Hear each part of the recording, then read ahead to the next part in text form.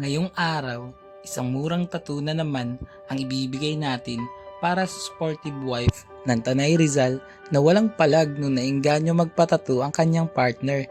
Ganun daw niya kamahal ito na kung saan daw siya masaya, suportanta siya. Ay, suportahan siya. Sana all, di ba? Anyway, client requested for minimalist tattoo lang naman sa kanyang magkabilaang braso. Partida di pa yung planado biglaan lang. Pero actually, si Madam bago pa lang din sa tattoo. Pero dahil sa marami siyang mga gusto, gaya ng ibang babae pagdating sa ibang bagay, puro patches na lang ang napunpad sa mga braso niya, sa tattoos niya. Kaya kung etong mga babae ang makakadampot ng magic lamp gaya nung kay Aladdin, I'm sure sasakit ulo ng genie in a bottle sa dami ng wish ng girls. Eto, for the sake of kwentuhan lang, ang girls ang mostly spoiled when it comes to many things. Lagot ako nito.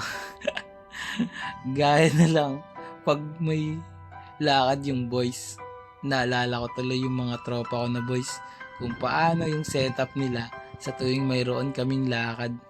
Pagdating pa lang sa pagpapaalam, katakot-takot na alay na agad ang kailangan nila ibigay para makapagpaalam sa mga misis nila.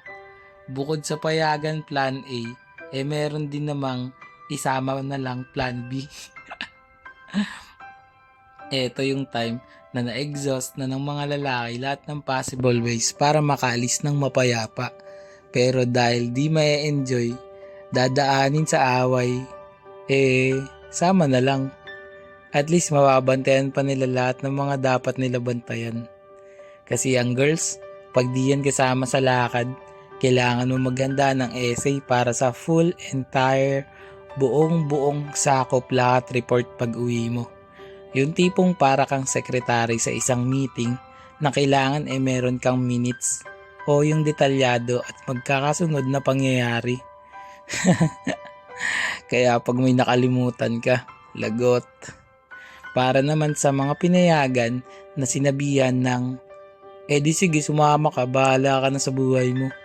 Ito naman yung point, yung time, yung moment, yung pagkakataon na nalilito na ang mga lalaki kung ano ba talaga ang gagawin. Dahil sa may guilt trip, magdadalawang isip ka kung tutuloy pa ba. Kasi parang ang sama sa loob o galing sa ilong yung pagpayag.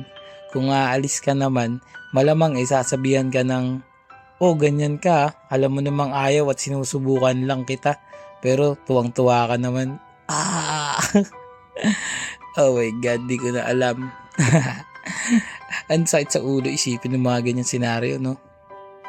Hayaan na lang natin. Next time magkakaroon din yan ng kasagutan.